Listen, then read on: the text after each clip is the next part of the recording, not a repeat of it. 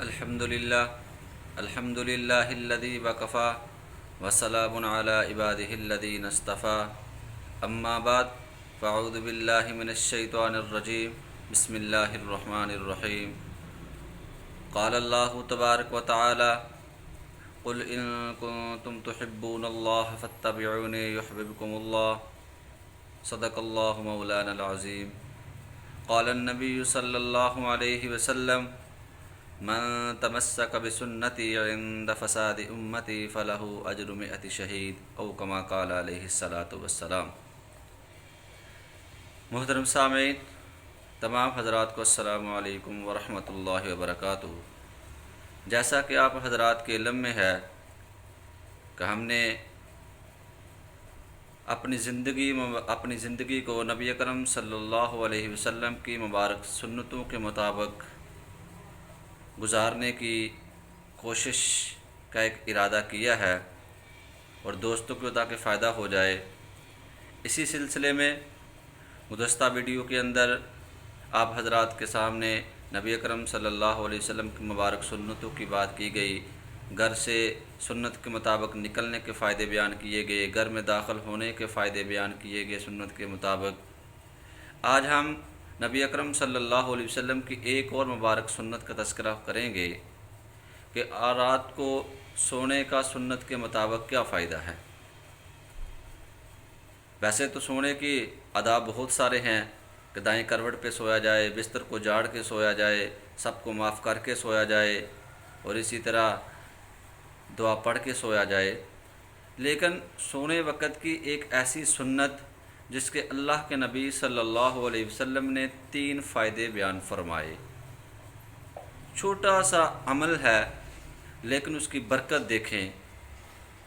کہ ایک چھوٹے سے عمل محبت کے ساتھ نبی اکرم صلی اللہ علیہ وسلم کی نیت کے ساتھ اس سنت کو پورا کیا جائے تو اللہ کے پاک پیغمبر صلی اللہ علیہ وسلم نے اس کے فائدے کتنے بیان فرمائے۔ فرمایا کہ جو بندہ رات کو وضو کر کے سوتا ہے، رات کو وضو کر کے سوتا ہے، اللہ کے پاک پیغمبر امام الانبیاء سرکار دو جہاں نبی اکرم صلی اللہ علیہ وسلم نے ارشاد فرمایا کہ اللہ تعالیٰ اس کو 3 انعامات سے نوازتے ہیں، 3 انعامات سے۔ نمبر 1 کہ جو بندہ وضو کر کے رات کو سوتا ہے، اللہ کے نبی صلی اللہ علیہ وسلم نے فرمایا کہ اس کی روح اللہ کے عرش کے نیچے سجدہ کر کے آتی ہے۔ اب دیکھیں، ہم رات کو سوتے ہیں،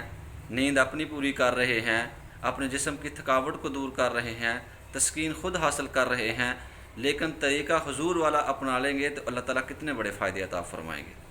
ہماری روح ویسے چکر لگاتی رہتی ہے، کبھی کہاں پہنچی ہوتی ہے، کبھی کہیں پہنچی ہوتی ہے، لیکن فرمایا جو بندہ وضو کر کے سنت کی نیت کے ساتھ سو جاتا ہے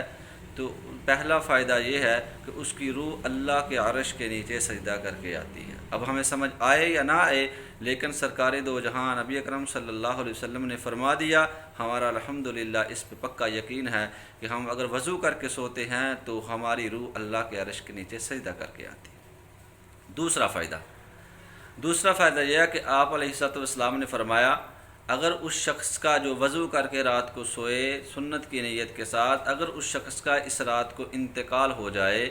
تو اللہ رب العزت کل قیامت کے دن اس کو شہداء میں اٹھائیں گے۔ کتنا بڑا فائدہ ہے۔ ایک سنت پہ عمل کیا، بہت سارے لوگ رات کو سوتے ہوئے مر جاتے ہیں، ہارٹ اٹیک ہو جاتا ہے، سو کر دوبارہ اٹھتا ہی نہیں، لیکن اگر وضو کر کے سو گیا تو آپ علیہ الصلوۃ والسلام نے فرمایا کہ اللہ رب العزت اگر اس کا انتقال اس رات ہو جائے تو اس کو کل قیامت کے دن شہداء میں اٹھائیں گے۔ اور تیسرا بڑا فائدہ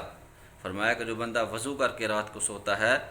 تو اللہ کے نبی صلی اللہ علیہ وسلم نے فرمایا ایک فرشتہ اللہ کی طرف سے ساری رات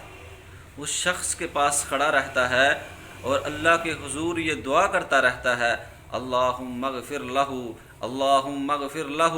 اللہم اغفر لہ، اے اللہ اس کی بخشش فرما، اے اللہ اس کی بخشش فرما، اے اللہ اس کی بخشش فرما۔ دیکھیں میرے بھائیو، ایک ہے میں آپ کے لیے دعا کروں، آپ میرے لیے کریں، کرنی چاہیے ہر مسلمان کو ایک دوسرے کے لیے، بزرگان دین سے دعائیں کروانی چاہیے، اپنی روحانی پیشوا سے مقتدا سے دعائیں کروانی چاہیے، لیکن جس شخص کے لیے ساری رات ایک اللہ کا فرشتہ ساری رات دعائے مغفرت کرتا رہے تو بتائیں کیا اس کی مغفرت میں کوئی شک رہ جائے گا؟ تو یہ چھوٹا سا عمل ہے. آئیے آج عزم کریں، آج یہ ارادہ کریں کہ انشاءاللہ العزیز آج کے بعد ہم پوری زندگی اس نبی اکرم صلی اللہ علیہ وسلم کی اس پیاری اور مبارک سنت کو اپنا کر سوئیں گے. ہم خواہش اپنی پوری کریں گے، ہم سوئیں گے، خود اپنی نیند پوری کریں گے، لیکن یہ ساری رات کا سونا بھی ہمارے لیے عبادت شمار ہوگا. اللہ تعالیٰ سے دعا ہے کہ اللہ رب العزت ہمیں سنت کے مطابق زندگی گزارنے کی توفیق عطا فرمائے. وآخر دعوانا الحمدللہ رب العالمین.